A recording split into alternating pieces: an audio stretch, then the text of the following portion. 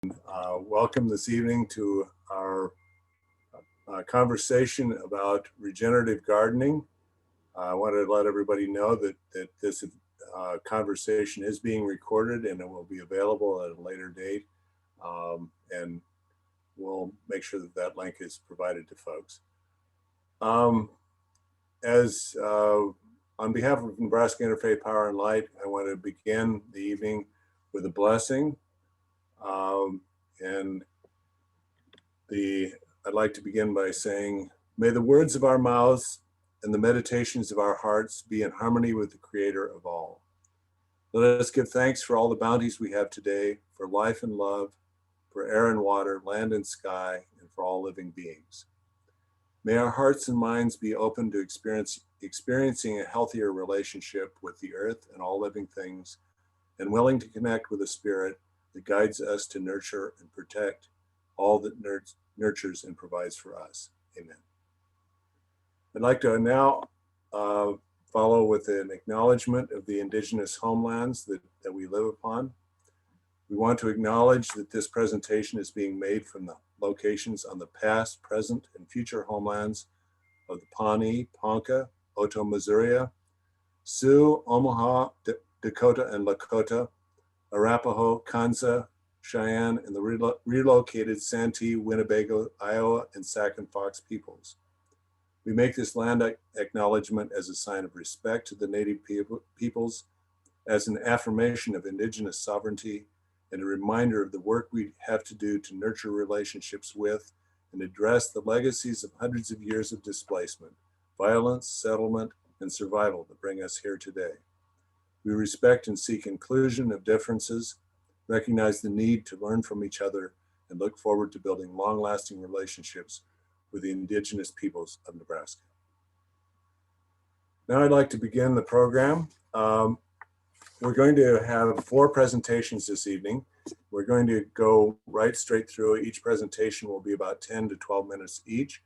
And you can put questions in the chat, and then the presenters will answer the questions at the end of the evening. So I'm going to begin with Tim Renna. Nebraska native Tim Renna has been the state coordinator of Nebraskans for Peace since 1993. A career political organizer, he is co-founder of both the Lincoln-Lancaster County Food Policy Council and the Nebraska Food Council.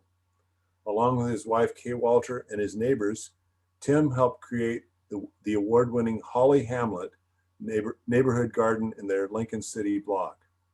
And while getting the public attention is nice, it's kind of weird since all they're doing is growing some food and getting to know their neighbors, something humans have been doing for thousands of years. His recent article, The Tale of the Holly Hamlet, can be found in the spring 2021 issue of Yes Magazine. Tim, take it away. Thank you. Thank you, Ken. And thank you all for taking the time to join this panel presentation tonight. And thanks, Ken, not only to you, but to Interfaith Power and Light for putting on this program.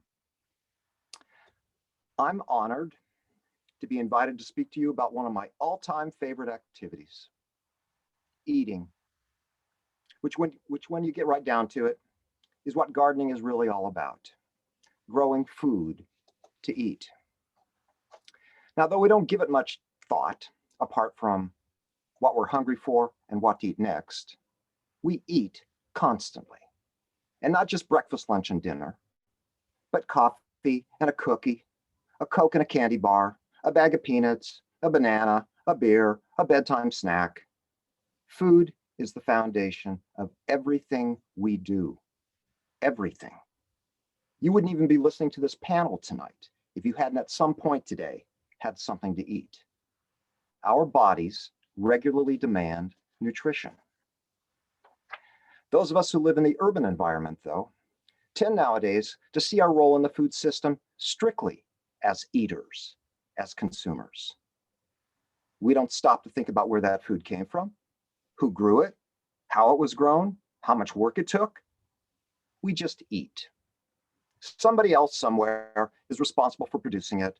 Our job as a city dweller is to consume. Well, of course, that's not how it's always been. Up through the end of World War II, folks in the US had a much closer connection to their food production system. In the age before refrigeration, they might actually have gardened themselves, maybe even knew a farmer. But starting 75 years ago, urban Americans began to be trained to see themselves exclusively as consumers, as eaters.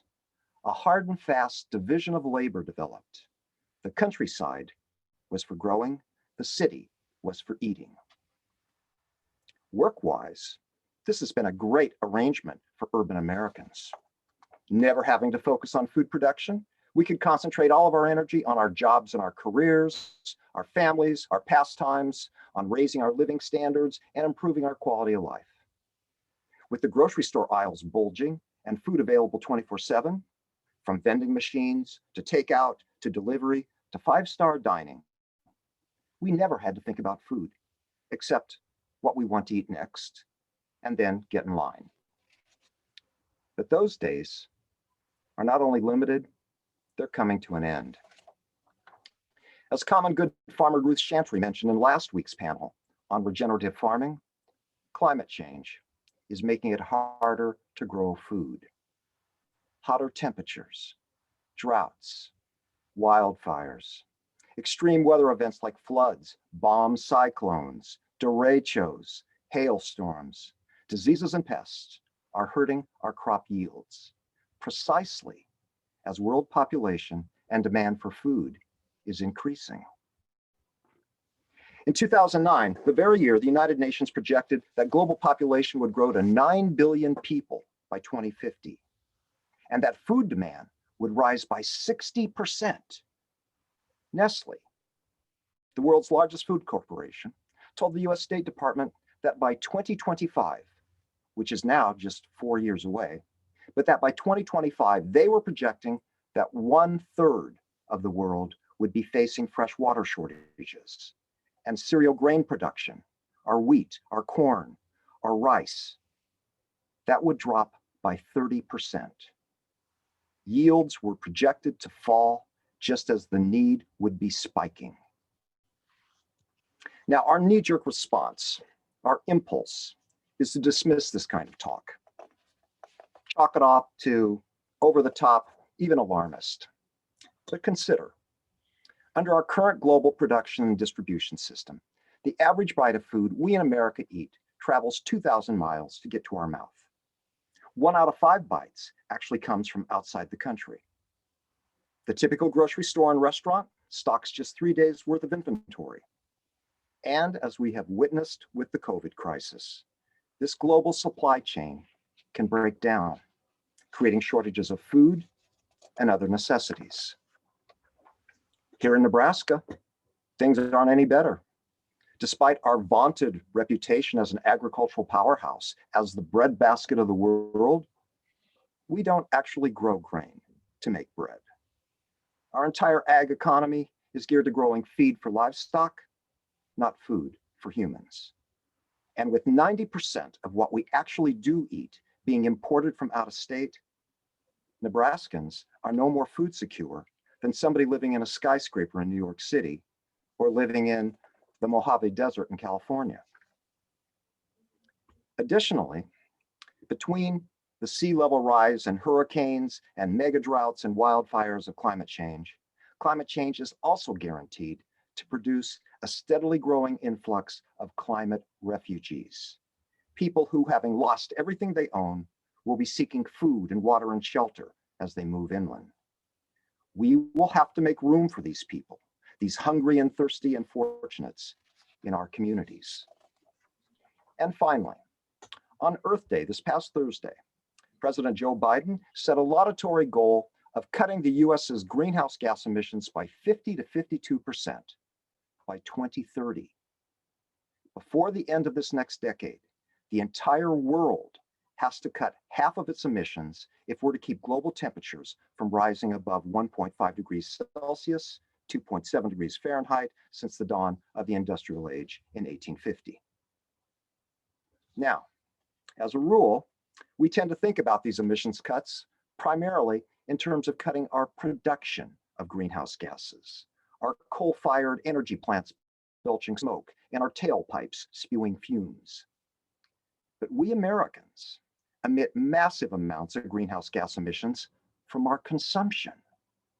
Those double cab monster pickups we buy, those flat screen TVs we watch, the concrete we pour, the steel we build with, the trips we take, the clothes we purchase, the imported foods we eat. These too all contain embedded emissions that will have to be reduced by curtailing our consumption. Cutting America's carbon emissions in half amounts then to cutting our lifestyles in half. Half the energy consumption, half the transportation and travel, half the shopping, half the food choices, half the impact on the ecosystem that middle-class Americans and those richer are having now. With middle-class Americans living better than 90% of the world's population and having the highest per capita footprint of anyone on the planet, it's people like me in particular that need to be making the biggest cuts to our lifestyles. Of necessity, this is going to entail huge changes in our food production and consumption system. Well, as anyone on this panel tonight can attest, growing food, particularly if you want to do it on any scale, is a lot of work. It's endless, in fact. But if we really want to make sure that there's going to be something for dinner in the days ahead, those of us in the city are going to have to start pulling our weight in the food system and do what we can. This is not an elective where we get to deliberate over whether or not to opt in and try our hand. If we intend to continue eating, we have no choice but to get personally engaged. And this is not going to be easy. As a population, Americans know virtually nothing about our food supply, not even how to garden, and oftentimes even how to cook. We are utterly unprepared for what's coming. So, starting right now, this spring, we need to start growing in our windowsills, growing in containers on our balconies and patios, and tearing up our lawns to plant food wherever there's good sun and good soil, and pollinator gardens where there's not. In the city, we'll never be able to grow everything we need to feed ourselves. But what we can grow are the perishables, the fresh fruits and vegetables that spoil quickly. And because they're grown and harvested right outside our kitchens and are therefore fresher and more nutritious, we can grow them better than anybody else. I invite you all to stop over to the Holly Hamlet, to see the fledgling efforts my neighbors and I have undertaken to start growing food in our Lincoln City block. In a block with no vacant lots, 20 households have carved out 4/5 of an acre, the equivalent of 80 yards of the Memorial Stadium football field, for food gardens and for pollinator habitat. We're not only growing some food for our tables, we're building our soil with cover crops and composting our garden residue and kitchen scraps. The Hamlet is our attempt to be more than just eaters in the urban environment. It's our bid to be part of the solution of relocalizing our food supply, to build local food security, and to begin weaning ourselves away, mouthful by mouthful, from our dependence on an ever more vulnerable and unsustainable global food system. There's never been a more important time to get engaged. Make the 2021 growing season the year that you get serious about our food emergency. From growing some of your own food, to supporting local market gardeners and farmers with your food dollars, to talking up the urgency of action with your friends and social network. Believe me, they don't know anything about this. And there's no time to waste. If we're to be ready for what's coming, we've got to get moving. We've got to get gardening. Thank you. Thanks, Tim. I appreciate your message, which is both sobering and inspiring. That it provides us with a message about what we can do and how we can take action to address this. Now I'm going to introduce Dr. Megan McGuffey. Dr. Megan McGuffey is the Executive Director of Community Crops a Lincoln nonprofit that provides education, advocacy, and experiences to grow local food.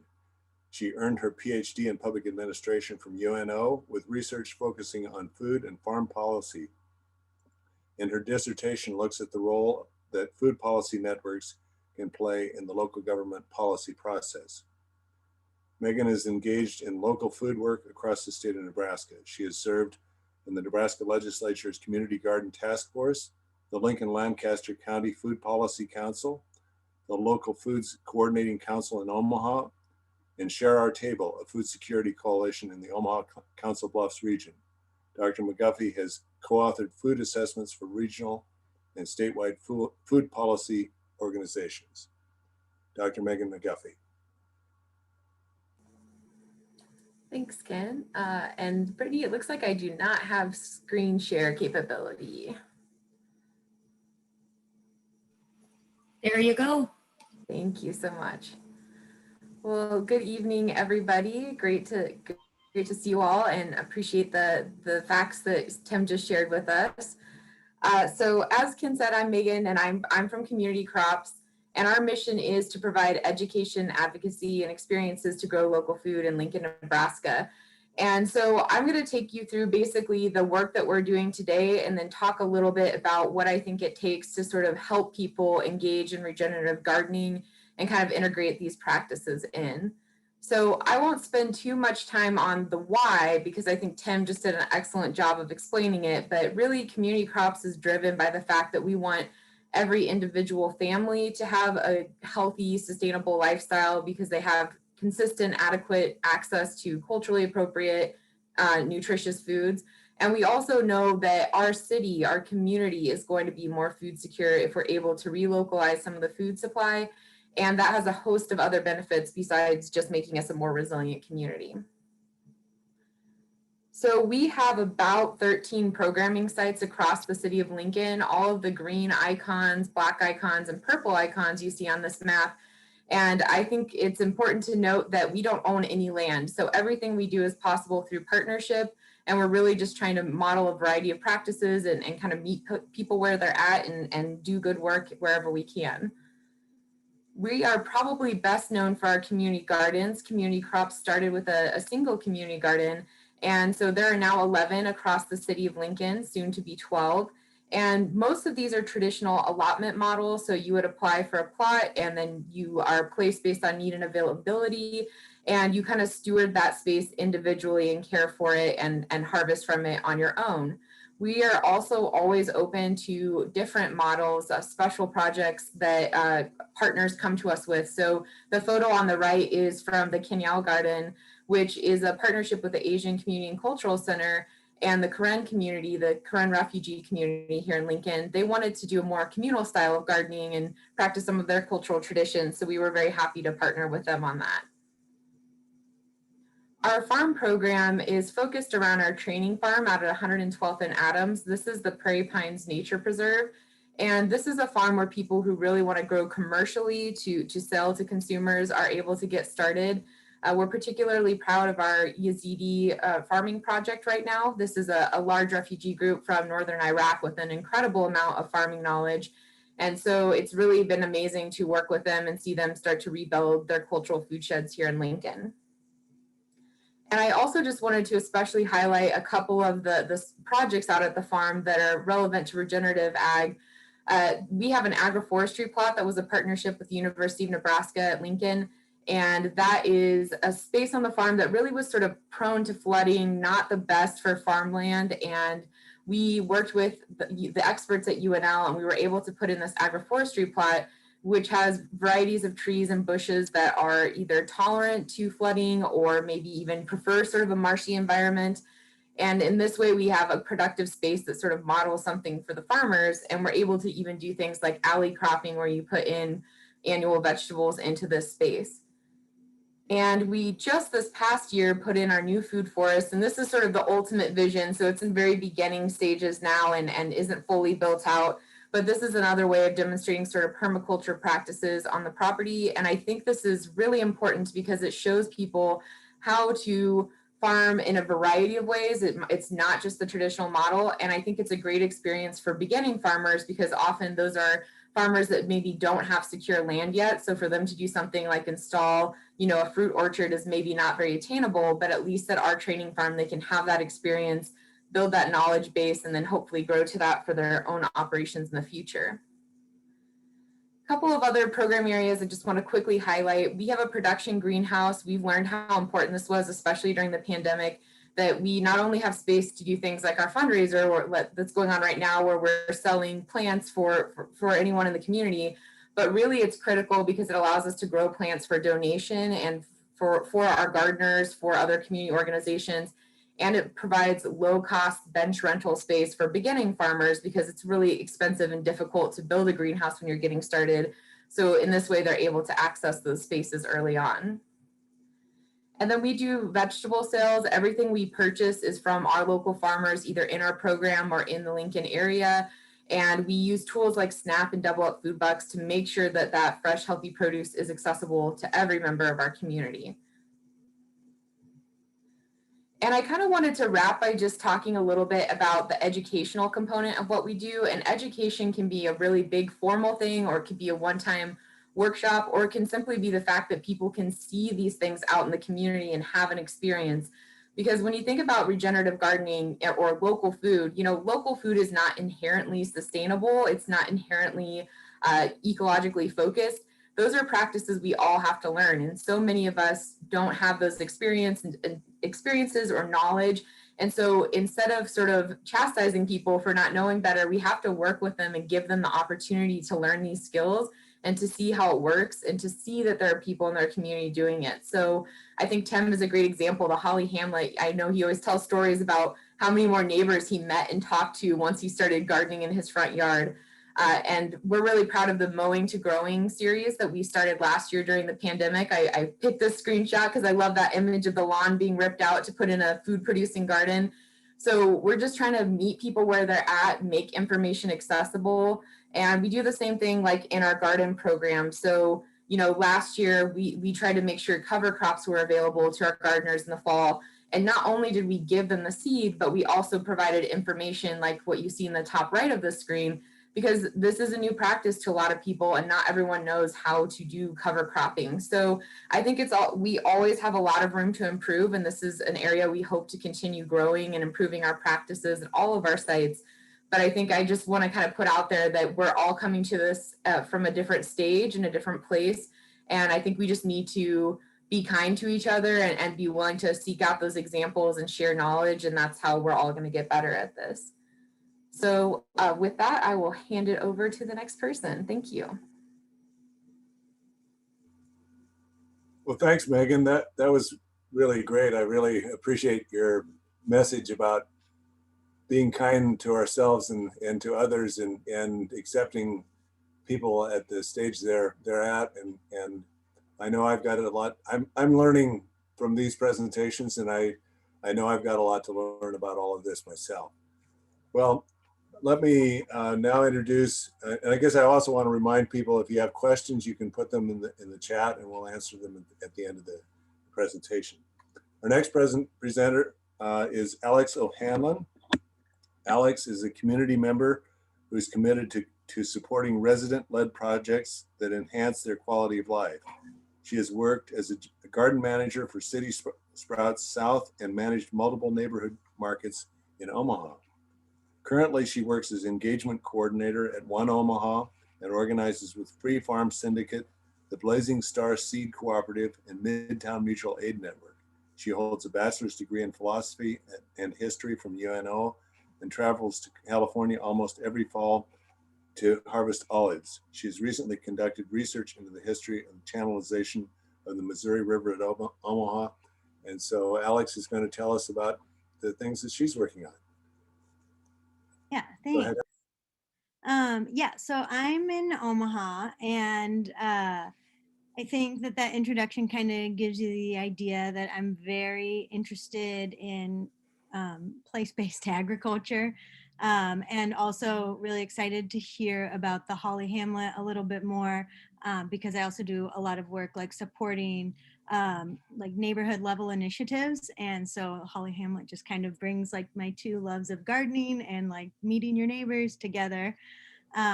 So that's really cool to hear about. But yeah, I wanted to talk a little bit about some of those things that I'm involved in, like the Free Farm Syndicate and the Seed Cooperative today. And then I also have like a short slideshow of pictures that I took on my phone while my fingers were really muddy and dirty. So they're not the greatest pictures in the world, but I just want to talk a little bit about using regenerative practices in your yard or in your urban environment. Because like Megan said, there's nothing about urban agriculture that's inherently sustainable, but it's the way that you approach it. So I wanted to give some examples of how I've approached it over the past few years. So Free Farm Syndicate is a group of folks that have come together. We started in 2017 and we worked with, there's a old grocery store that's now like a event center on 10th and Bancroft in Omaha, right by Lauritsen Gardens. And so we started our first plot out behind there. There's a little bit of grass. And Free Farm Syndicate kind of came out of this idea of with community gardens. One thing that was coming up at City Sprouts South was that people had their own plots, but a lot of times somebody else would come harvest their plot. And so we kind of tried everything because we wanted the garden to be welcoming. So we didn't want to like have signs that say don't touch. But we kind of tried everything to figure out like how to protect people's food that they were growing. And finally we decided like, hey, what if we don't care if it gets harvested? Like, what if we just make that the point, that these are all open harvest gardens? And so from there we came to Free Farm Syndicate. And like I said, we started on 10th and Bancroft. And then we had a piece of land in South Omaha on 15th and Dorcas gifted to us.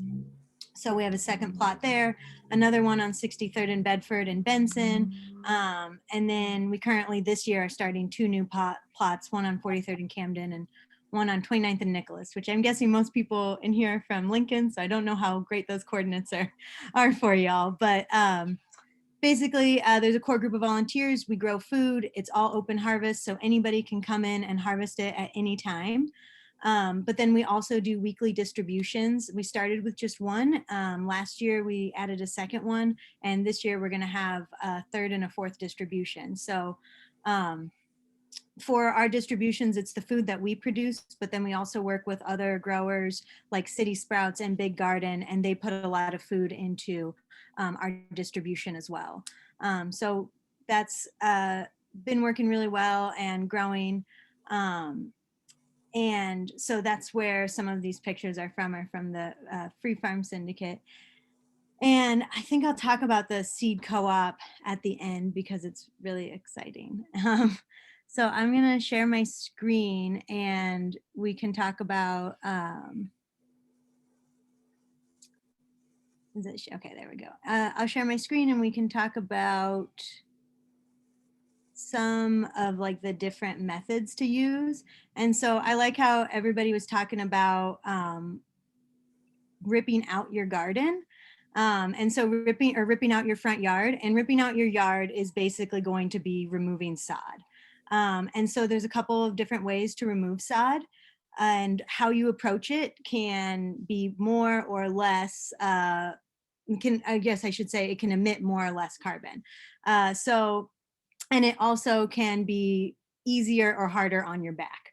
So I just want to put that out there as well. So different ways to remove sod that I use are by hand, which is like with a shovel, just digging down. And then I tickle all of the dirt off of the roots of the grass. And then I toss the grass or the violets or the creeping Charlie, as it may be, into a pile.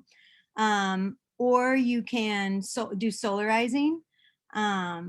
And then you can also do sheet mulching. So removing sod by hand, this is my backyard. That's my neighbor's garage. So you can see we got like a little bit of a garden going on there and then just a lot of sod. And then you can see like the slow movement that's made when you remove the sod by hand. This is probably like 4 days of work. This was last year during like the height of the pandemic. So a lot of time spent at home.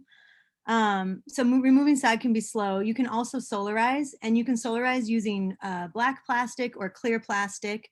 A problem with that is you usually have to go out and purchase the plastic, and you can reuse plastic maybe once or twice, but the more you reuse it, the more it starts to fall apart. And if you reuse it too many times, the plastic will literally start to disintegrate. So I've used plastic in the past, but I really don't like using it just because it's a huge input and it's not super cost effective. And it is, you know, one of the biggest issues that we have right now as far as pollution. You can also use tarps. Tarps, like if you just have like a camping tarp or something around, you could use a tarp once or twice, but again, it'll also start to break down because it's just right out there in the sun and water. But if you have a tarp that's like kind of falling apart and you plan on throwing it away anyways, might as well just fold it over twice and solarize a piece on your lawn. But you can also use cardboard and burlap, and those are my two favorite things to use. Don't pay for burlap. Sometimes coffee shops will make you pay for it. They're not your ally in this. Burlap it's something that they got to either throw away, or so they should be able to give you burlap. But this is our site on 15th and Dorcas, and you can see we're solarizing with burlap. When you solarize with cardboard or burlap, you're really gonna, it takes a while. It can take like 6 weeks to 8 weeks. And the best time to do it is going to be like if you could get it laid down today and pull it up by like June 1st or something like that. But the hotter it is, the more quickly it's going to solarize. And so I think that's another thing when I think of like regenerative agriculture is that like you're not in a rush. Use the tools that you have now to create the world you want to see. So we have an industrialized food system. You can go to the store and get food. You don't need to grow all your food this year. Just slowly work your way up to where you're growing all your food 3 years from now or 5 years from now. But you know, it's okay to take time. So last summer, in the middle of summer, you can see this brown space in the grass. We laid down burlap there, and you didn't kill off all the grass, but turning this over was way easier because the roots started to disintegrate. And what I like about this is that we're not removing anything, like we're not removing the topsoil, we're not removing the soil biology, we're leaving all the good stuff there. And those plants are even decomposing. So we're actually adding something to the soil as we break it down. And so then you can see we turned it over with shovels. So a little bit of tilling, but this is the last time we're gonna till that area. And then you can also sheet mulch. This picture is at City Sprouts South. And sheet mulching is just laying down burlap or cardboard and then wood chips on top of that. And you wanna do like a really thick layer of cardboard, really thick layer of wood chips. What I like about this is that you're upcycling. My favorite place to get cardboard is behind the Haney Shoes in Benson, or I used to sneak into the like, it didn't sneak in, they let me in, but at Creighton, there's at their med school, they have like a lot of boxes that they get from the laboratory. So it's a really good place to get big boxes, and they're just throwing them away otherwise. So it can take a lot of cardboard to sheet mulch because you want to do it thick, but we'll, you know, like get that from someone that's already thrown it away. And then also we'll get wood chips from tree companies that are going to be taking those wood chips to the dump anyways. And so with sheet mulching, this is also a little bit of a long-term thing because you have that cardboard. So a lot of times I'll use sheet mulching for like perennial gardens or pollinator gardens. So I lay the cardboard down, wood chips on top, and then I don't attempt to plant into it for at least 3 weeks because otherwise you're like, it takes a while for that cardboard to kind of break down and get soft. So a couple of things about sheet mulching is you're basically creating topsoil because that cardboard and those wood chips are breaking down slowly. So again, instead, and then as well, all of that sod is also going to break down when it can't get light. So you're creating topsoil instead of taking it away.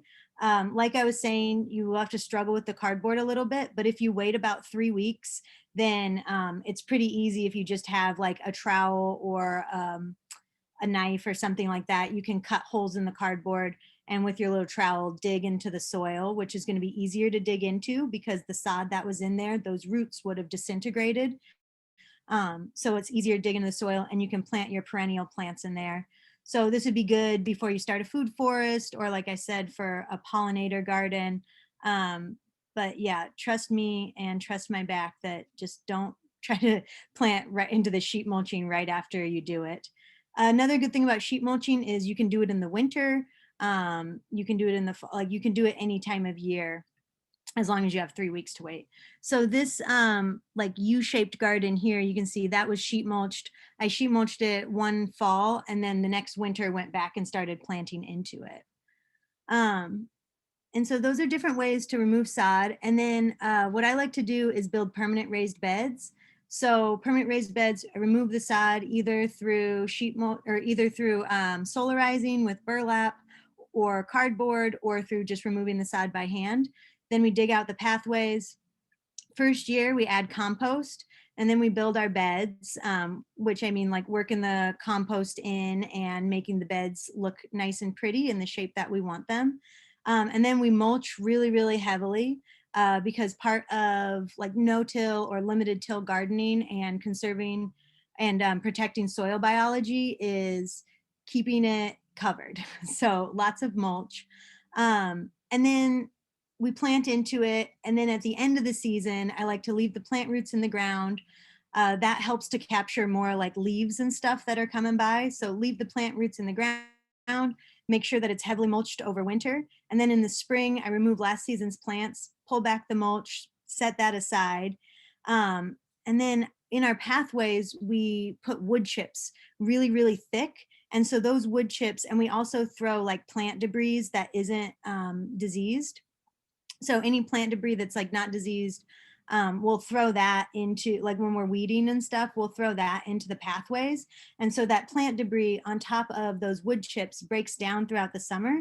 And then the next year, after we've cleared the mulch off the beds, we come in and we dig out the pathways and we toss that on top of the beds. And so we're basically composting our walkways. And then after we've thrown those wood chips onto the top of the beds, or those composted wood chips, at that point they'll be, you know, really dark brown or black, and they'll have lots of like white mycelium on them. So we throw that on top of the beds, and then we lay down more wood chips in the pathways. And then we'll gently work that like composted pathway into the beds. And then we replace the mulch on the beds until we're ready to plant, and we remulch the pathways. So this is my front yard a few years ago, probably 2018. You can see a little sheet mulched area in there. And then this is the front yard last year at the beginning of the pandemic. Removed the sod by hand, dug those pathways deep and wide. They're about 2 feet wide and about a foot or so deep. That's because as you're building the beds, they get narrower and narrower. So I always start with super wide pathways. In this case, because this was like, you know, March 15th or something, we weren't getting wood chips delivered because who knows. So we just worked with what we got, which was a lot of burlap that we had collected over the winter, and put that in the pathways. And then this is what it looked like in the fall. You can see having all those plants in the ground has helped to capture the leaves, as well as like a giant sycamore tree being right above the garden to drop all those leaves. And then this is what it looked like in the spring before, you know, I put some mulch down on it, but you can see how those plants being left in the ground really help to hold that mulch in even through high winds in the winter. So that's really important. And then this year I just pull back the mulch as I'm ready to work the bed. So you can see where I started. That's endive and radicchio. Wish me luck that they come through. This is my backyard at the beginning of last year. And then you can see we removed the sod. This is what it looked like midsummer. Also midsummer. And then you can see that example of just throwing plant debris into the walkways. And then this is what it looked like in the beginning of the spring this year. And that's, I guess, another point that I want to make is like, we probably put 30 or so hours into building this garden bed last year. To prep it this year, it took me like 2 hours. So work with what you got to get where you need to go.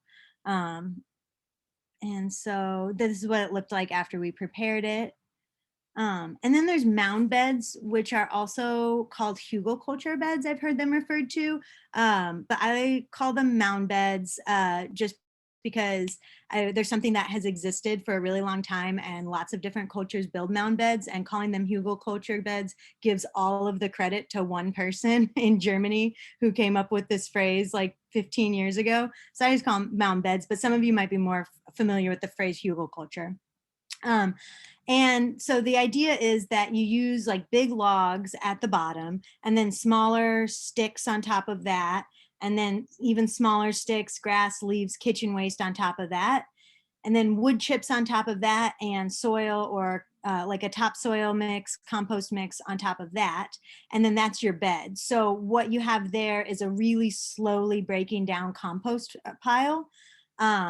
So it's slowly releasing nutrients. And then also, like, as those pieces of wood break down, they'll start to hold moisture really well as well. So I like mound beds because A, it's how I get rid of, when I remove sod by hand, this is what I do with the sod. I don't throw it away. I just pile it up and then cover it with wood chips and soil to make like a raised mound garden bed. But I also do this with all sorts of yard waste. I would try not to use yard waste that like that has like lots of invasive weeds with seeds in it, because those could keep coming back in your mound bed. But then at the same time, like, if you really mound it high enough and like you're into weeding, I've also put stuff with weed seeds in it. Like, I say that as a disclaimer, but I haven't had too much of a problem with it. 90% of my lawn was creeping Charlie and violets, and my mound beds are, I mean, they have no more creeping Charlie or violets than anything else around them. So, so it's fine. But so these are some mound beds that we did the real traditional way, with like the big logs and then the smaller logs and then the sticks on top of them, and then lots of wood chips. And then on top of these wood chips, we put compost. So when they start out, they're like, 4 feet tall. Now they're probably, 1.5 feet off the ground, but you can see those zinnias are on another mound bed. So you can see how fast it kind of breaks down. But then this is some yard waste that I got in my yard last year, and I just piled it up. You can see in the corner of this photo, I piled it up. I put all the sticks on the bottom and then the sod on top of that, and even some cardboard and burlap that I had like used to solarize and was starting to break down. I threw that on the bed as well. And you can see how tall it is. And then wood chipped over, I put wood chips and soil over that. I'm not the best at taking pictures, but then you can see in this picture in the right-hand corner, I started another mound bed this year with the garden waste that I cleared from my garden, and I'm never using diseased. If the plant material is diseased, I'm not using that. But anything that's not diseased, I'll use. And so I put wood chips on top of that, and then soil on top of that. And I'm getting ready to, I wouldn't put like carrots or beets in this mound bed, but I would put collards or broccoli. Eggplant did really well. And you can see in the front of this picture, you can see the mound bed from last year. And I kind of mulched it as well. So that's just kind of some of those practices in pictures. And I'd be happy to take any questions about that. And then the last thing I just want to talk about real quick was the Blazing Star Seed Cooperative, which is a seed cooperative that some folks in Omaha have just started. We do seed school. We've been doing seed school the last 2 years in Omaha, and seed school is a 2-day event. The first day we talk about kind of like the book learning part of seed saving. And then the second day we process a lot of seeds. And what's come out of seed school is that we have a lot of seeds to share. So we started packaging them and distributing them through the seed shares. And after doing that for a while, we thought like, hey, especially after the run on seeds last year and basically this year as well, we thought like, hey, let's start a seed cooperative. And so that way we can produce locally saved seed and distribute it for free in the local area. So there's a lot of parts to that. Happy to answer any questions and get folks who are interested involved. But you can check out Blazing Star Seed Cooperative on Facebook. I just made the Facebook page. It's pretty lame. But if you start following us, we're going to have an info meeting next Monday night, just talking more about that and how people can get involved. And so, yeah, thanks so much for the opportunity to chat. I could obviously talk for another hour and a half. If there's any questions in the chat, I'll answer them after our next presenter is finished. Well, thanks, Alex, and I really appreciate the fact my cat suddenly showed up. So if you hear meowing, that's what's going on. Well, thanks for sharing all that information. I guess one of the things that I took away from it is that how much you are able to make use of things that people normally discard and make them useful, so that they are not in fact waste, but rather beneficial products, and that you that they are all part of the cycle of creating new living things. So thanks, Alex. Well, now I will move to introducing Ted Hibler, and Ted is a member of the Iron Shell family from the Rosebud Sioux Nation in South Dakota, who was raised in Hastings, Nebraska, and graduated from the University of Nebraska in Lincoln, and has a Bachelor of Science degree in education. He spent the next 10 years after graduation teaching and coaching high school students at the St. Francis Indian School in South Dakota. He then got a Master's of Arts in teaching and English from Hastings, and then moved to Phoenix, Arizona, where he worked as the Director of Native American Education for the Phoenix Union High School District for 20 years.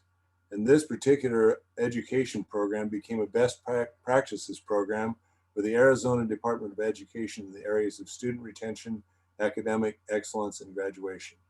Their college bridge program, Hoop of Learning program, received many awards, including the Phoenix Mayor's Leadership Awards. And it's still used by many of the school districts in Phoenix and the Maricopa Community College District. Ted and his family moved back to Nebraska to be closer to home, and he's currently the Tribal Extension Educator for the Extension Division at UNL. He is working with the Nebraska tribal communities and their tribal colleges and K-12 schools in the areas of food sustainability, economic development, career development, conservation, and leadership. Ted believes developing a reciprocal relationship between the University of Nebraska and Nebraska tribal communities is a key component of his new position. Ted also serves on the board of the Nebraska Indian Education Association and the Jobs for America Graduates Nebraska. I'm sorry, I bungled that, Ted. My apologies for mangling the boards that you're sitting on. Anyway, Ted Hibler is going to talk to us about his work. Ted? How am I talking, Oppie? Hello, my relatives. I was wondering, Brittany, if I could get the okay to share my screen. Yeah, you should be the host now. You're good to go. Okay, thank you. I'm here to talk about the indigenous relationships with the natural world, more specifically my tribe, the Lakota relationship with the natural world. You often hear that we have a spiritual relationship with the earth, huh? Grandma Earth, Unchi Maka. So I'm going to talk to you a little bit about where we get that spirituality, and that comes from our creation story. And so I'm going to show you just about a 4-minute clip of my uncle, Albert Whitehat from Rosebud, talking about the Lakota creation story. So you can kind of get an idea of what I'm talking about when I come back on the screen. So I'm going to share this with you.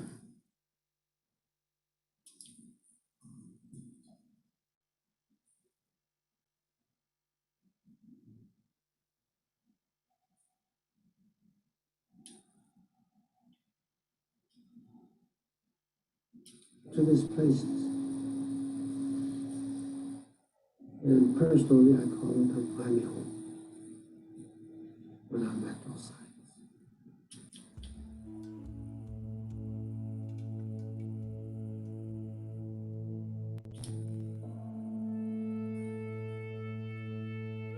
They said before anything, Eo was, before there's any life, of any kind Ea was. Ea was in total darkness.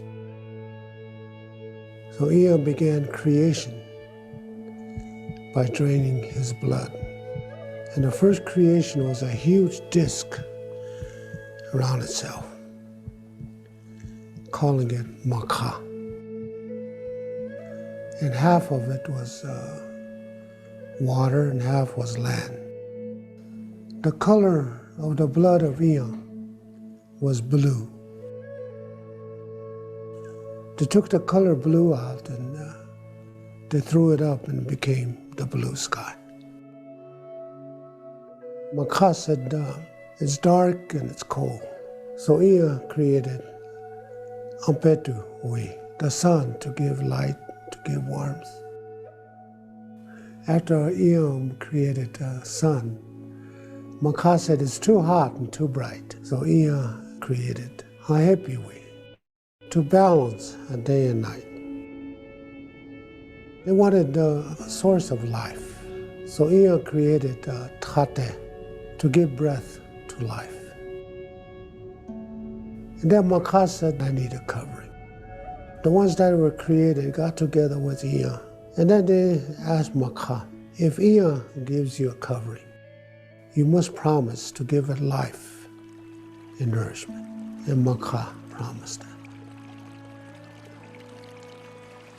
So life began on earth.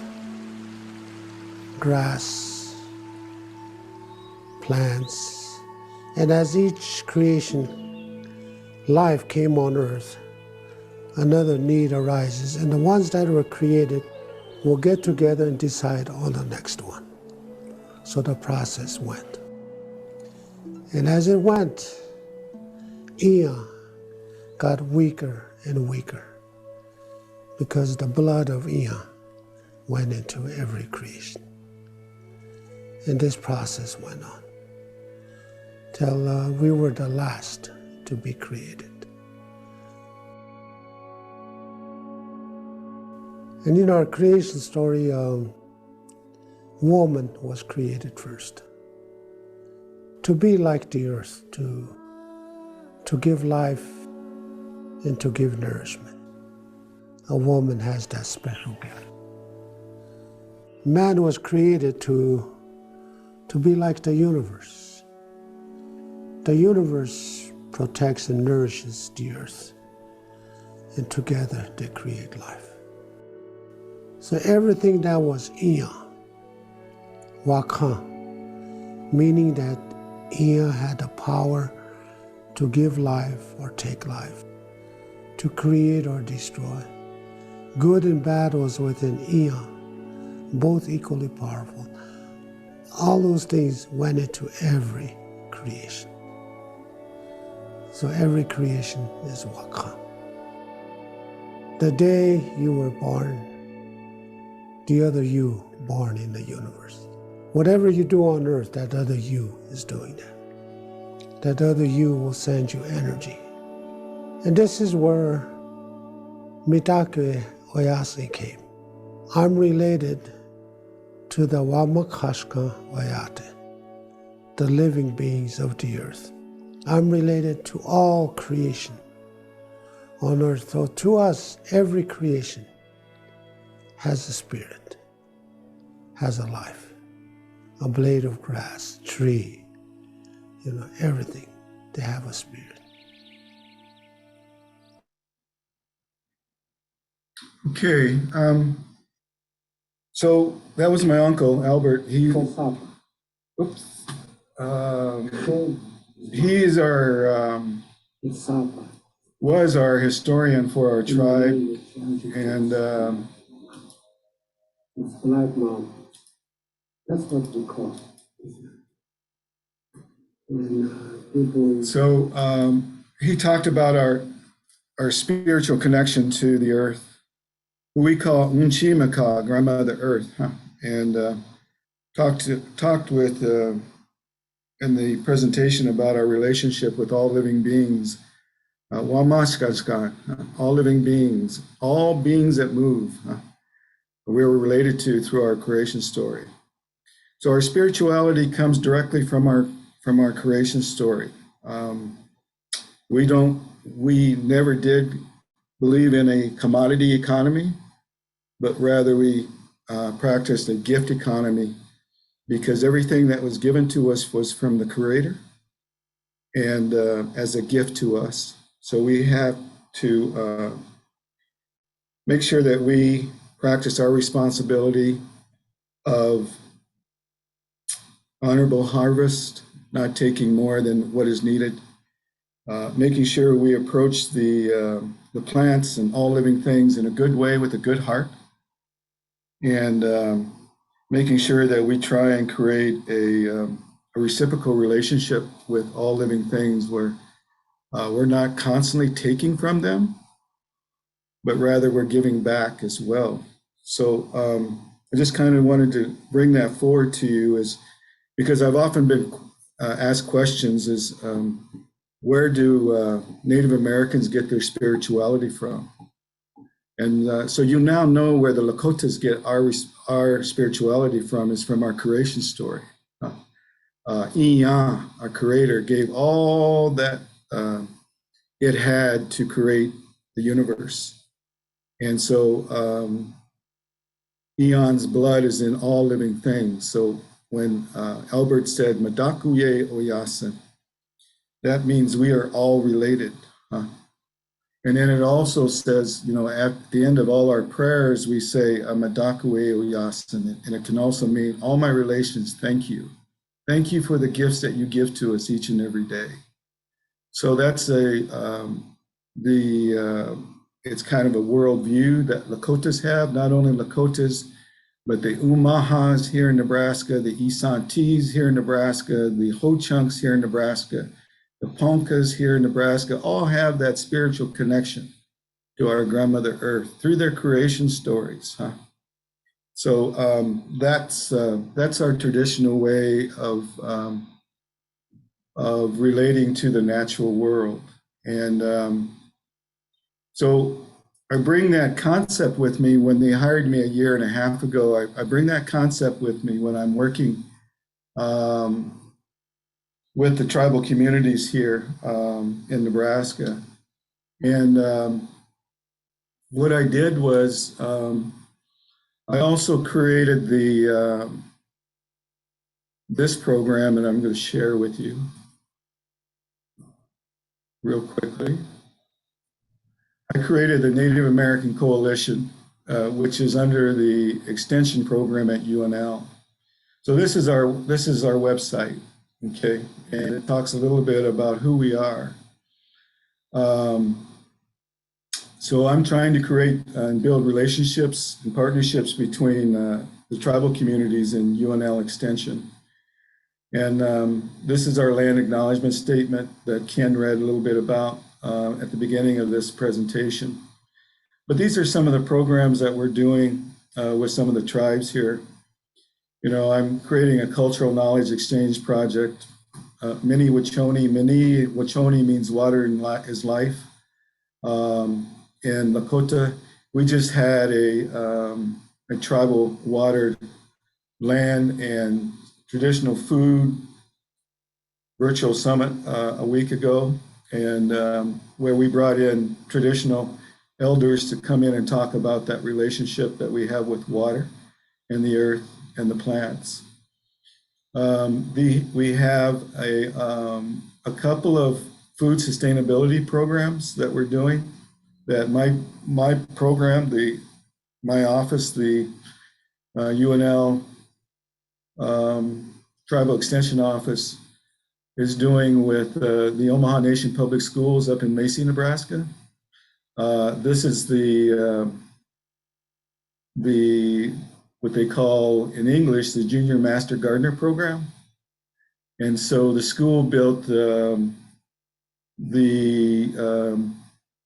a traditional garden in the back of the school, along with a greenhouse back here. We also, you can see the high school students also are involved with that. And here's the greenhouse back here, but the tribe just donated 7 acres to us to start a farm to school program our farm to table program for Omaha Nation Public Schools. So we also are working with the Nation Nourishment Program here.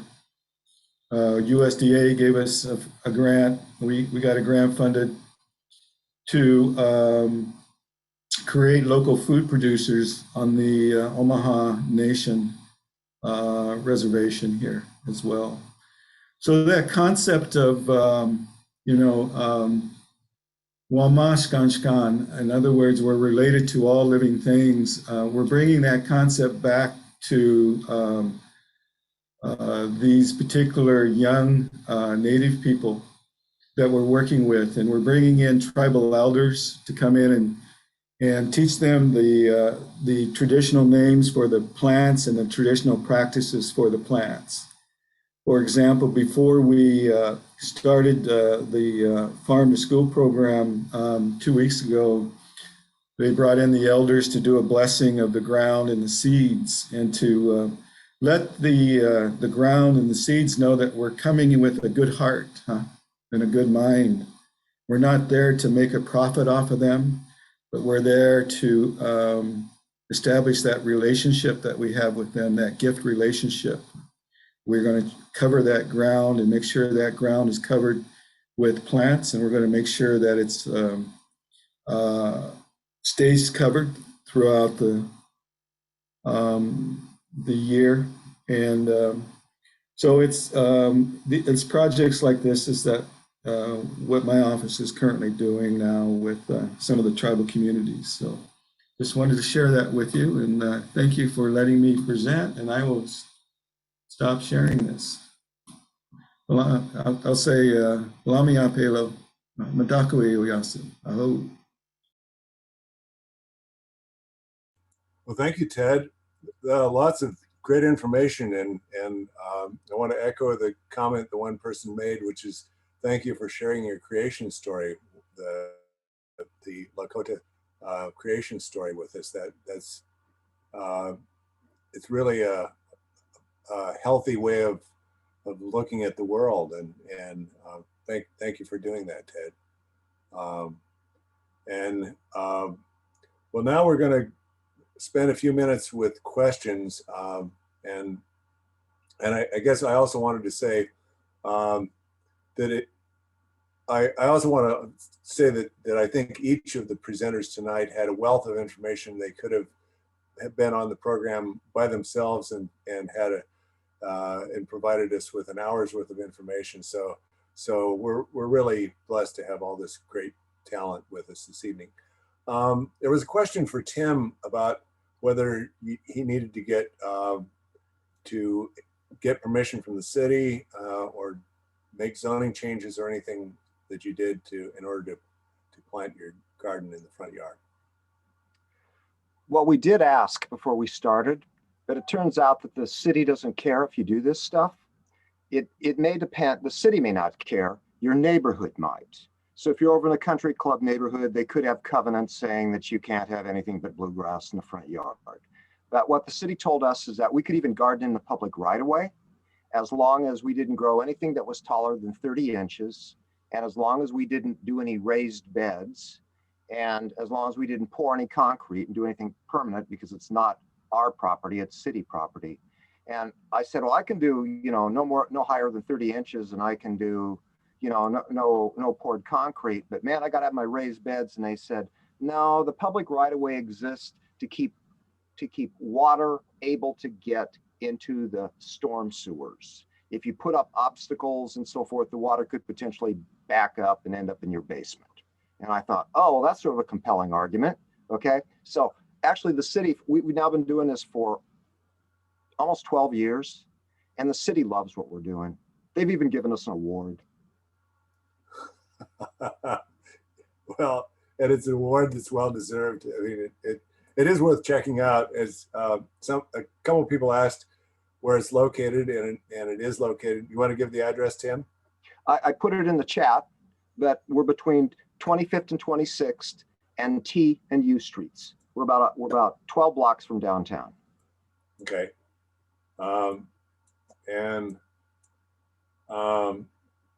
Then there was a question about raising worms. A person, Penny raises worms in her basement. Is that something that you folks can make use of in these kinds of gardening experiences? Any? Oh yeah, I mean, vermiculture is great. We'll take those worm castings. If she doesn't know what to do with them, we'll scatter them in our yard. But Alex will probably fight me for them. All right. I do use them, but I really want to go for broke. And I never know if they really give enough soil to make it worthwhile. And it takes time to really create good soil with them. So no, yeah, I can use it for sure, but I'm happy to share, as I've told you. But anyway, I was just wondering if any of the rest of you have put some time into that, because it certainly keeps waste down in my own life. You know, I can't put everything down there, but I put a lot down there. So Community Crops has had like a little educational kit that we've taken into classrooms and things before. That's just like a mini worm bin system. And I would also note Big Red Worms in Lincoln is doing vermiculture on a large scale. So they're a great local example of sort of modeling that. But yeah, it's a great educational piece and a great product that you get out of it. So certainly something, if you're willing to do the work, like you're saying, it's a great thing to explore. And there was also a question about whether, and this might be a question for Alex about mulch. But anyone can answer it, I guess. I don't know about mulch, but is there a kind of mulch that you recommend? I don't use any type of mulch in particular, like a certain type of wood. I usually just call around to different tree companies because sometimes like the same company will have a lot of mulch for a long time. And then other times they'll just be working in a different part of town. So I guess basically to say I take what I can get. And I know that like I've heard that like you don't really want to use mulch from pine trees. But I've definitely gotten some mulch from pine trees before and not really experienced any issues with it. Yeah, and I guess I would say like maybe like I think if you really want something to look really nice, you can buy mulch, but I would steer away from like buying mulch or using dyed mulch, even though like a lot of dyed mulch, like it's not dyed with anything toxic, but it's a lot of steps, you know, so it's like removing yourself from that chain of consumption. Yeah, and I would just add in Lincoln, there is opportunities to get free mulch. The city puts piles around the city, typically in parks. And it is kind of a feat because I think the word is getting out there. And so it does get snapped up pretty quickly. So if you're in some of the like local gardening groups on Facebook, people are really good about being like, there's mulch here today and not over here. And so that's a good resource. And Community Crops works with the Parks and Rec Department, and they've been really generous to get that what is a waste product for them and help deliver it to our gardens so that we can use that. So yeah. And I'll just add to that, if you're in Omaha at City Sprouts South on 18th and N, there is piles and piles and piles of mulch for the taking. And if you're in Lincoln, you can come get it too. That sounds good. I wanted to ask you a question, and this is from, I'm presuming there's probably some people who are like me who, well, we always had a garden when I was a kid, but I've never had a garden myself as an adult. What would be an easy thing for a person to do to get what's something that would be easy to plant and that someone lacking a green thumb wouldn't kill right away? So just some suggestions. Yeah, I would start by getting a few burlap sacks maybe at this point I would just turn over a small garden. But I would start with cherry tomatoes, banana peppers, or like a lunchbox pepper. They're sweet peppers that produce pretty well, and kale. I would start with those three things because they're things that you can harvest continually throughout the season, and fairly easy to grow. And I would just add maybe green beans is a good one because you can direct seed it. So it's not too late to get that started. You can start it as late as June or July and keep doing multiple plantings of it. So that's a good one as well. And I see we have a question about, thanks for that answer. And someone is asking about suggestions for keeping rabbits away. Does anyone have any suggestions for that? Sleep in the garden.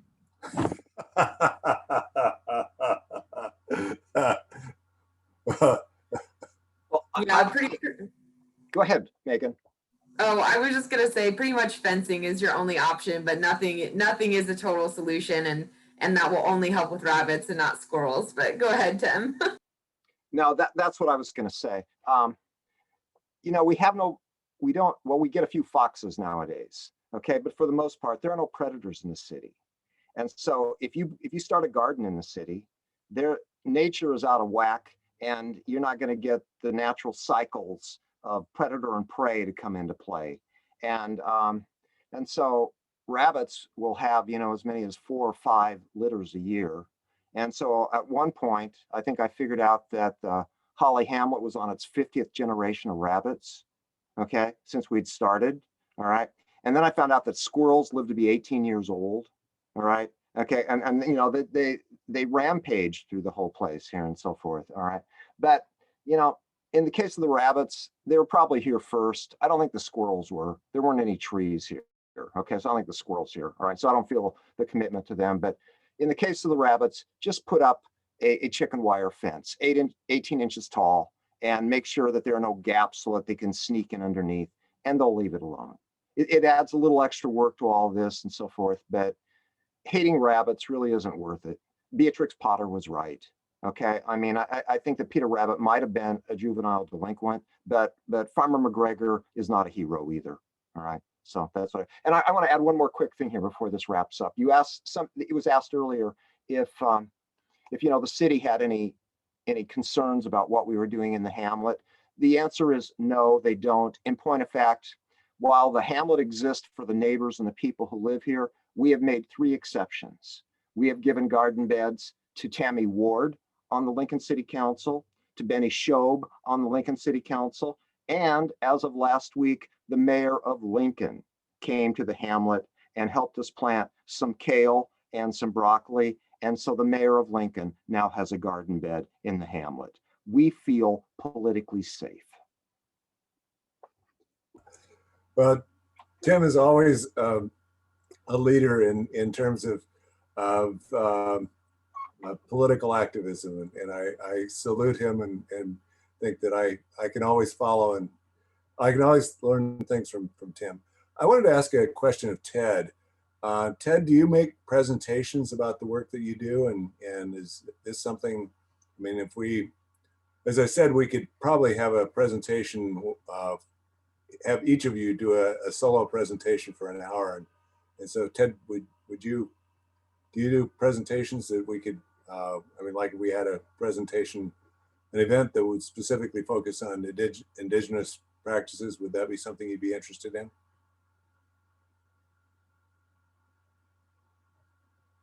I'm not hearing you. Are you muted? His video is off and he's muted. Maybe he had to step away for a second. So. Okay. Okay. Well, sorry, I didn't mean to put Ted on the spot. I just thought he was. Anyway, well, I guess I'd like to give everybody all of the panelists, each of the panelists, if there's like a minute, a 30-second to a minute closing statement.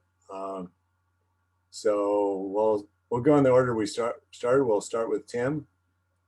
You want to have a closing? Okay, well, it was always Megan's suggestion that we put me first so that we, you know, bum everybody out and then we build them back. Okay, but really the most important thing you can do is start. I didn't know anything about gardening until I was 53 years old. All right, my mother had actually brought me up as a vegetarian. My father had become an organic gardener, but as a teenager, I refused to pay any attention to that stuff. All right, and so then they died and I had to do this all on my own and reinvent the wheel.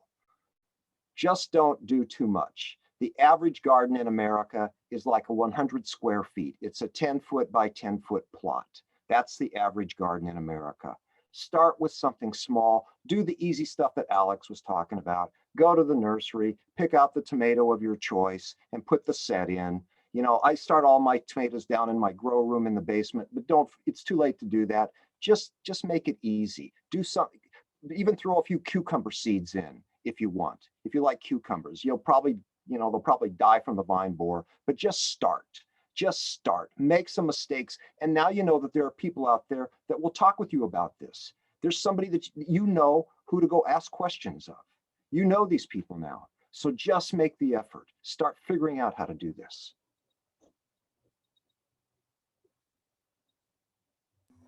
Yeah, and I echo everything Tim is saying, and I would just say, you know, I learned more from the plants I kill than the ones I successfully grow. So just don't be intimidated, get started. And I would also just remind people that this is what we're talking about is really a culture shift, you know, turning over the front yards, putting in native plants, taking out lawns. This is like the opposite of how everyone has been taught to be and taught that it is their perfect yard and their American dream. So I think it's just really important to kind of try to meet people where they're at and know that any small thing you do is making a difference. It's an example for your neighbors, and it's showing people that they can do things differently and they're not going to be alone. So yeah, get started and know that it's going to have a huge impact, even if it takes time. I think it's sort of infectious, you know, like people see what you're growing, you end up with plants to share, you end up with produce to share. So you know, give it a try.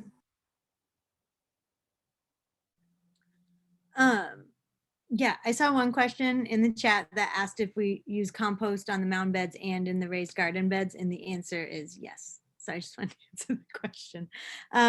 But yeah, definitely would just echo exactly what both Tim and Megan said. What Tim was saying, like start small, don't hurt yourself, and also like collaborate, you know, because I think another thing with gardening that's so cool is that you just never are going to know it all. So every year just picking like one fun thing, like, oh, I'm going to do green beans this year. Or yeah, and maybe, you know, you're going to figure out that like your garden grows like amazing kale and green beans, but like tomatoes never quite do it. And so using it as like it's fun, it's an exploration, it's a lesson in patience. And I really just think it's important that sometimes, you know, it's like when we think about like why we're doing this, like why we need this culture shift, it can feel like I got to get out there and do this for 10 hours a day because what I'm trying to accomplish. But as gardening is a lesson in patience, you know, grow your garden slowly and then grow your network around that, also slowly with time. And I'd also say, like, if you maybe can't do a lot in the garden, when I think about the other things like these like larger collaborations that are being attempted, there's lots of places to plug in that aren't necessarily getting your hands dirty, but are increasing access and increasing the efficacy of growing that food and creating culture around food. So just looking for those opportunities as well.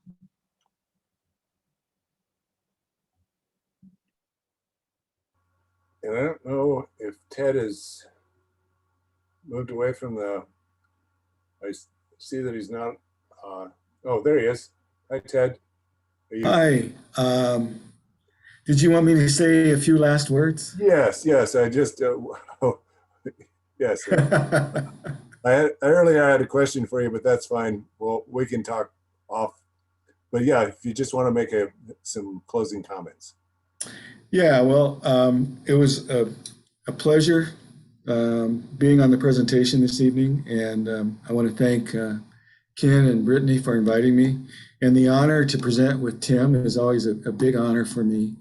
And I really like what you guys stand for, and I'm just glad that I was able to bring in a kind of a different perspective on things when it goes to the spirituality of connecting with the earth and the living things on the earth, and giving an indigenous point of view on things. And so thank you.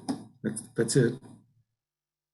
Well, thank you, Ted, and thank you for connecting us with bringing us full circle and helping us connect with the spiritual that it isn't just about eating, that maybe eating can be a spiritual act in itself of providing food for ourselves. So thank you to everybody who joined us tonight. Thank you to our panelists, to Tim and Megan and Alex and Ted, and hopefully one of these days we can have an in-person event where we're all, maybe we do a tour of some gardens and we all get to hang out together and conclude the proceedings with a delicious meal made of local food. So that would be that's something we hope we can make happen maybe in the fall. So, well, thanks for joining us this evening, and hope you all have a wonderful evening, and best wishes and blessings to you all.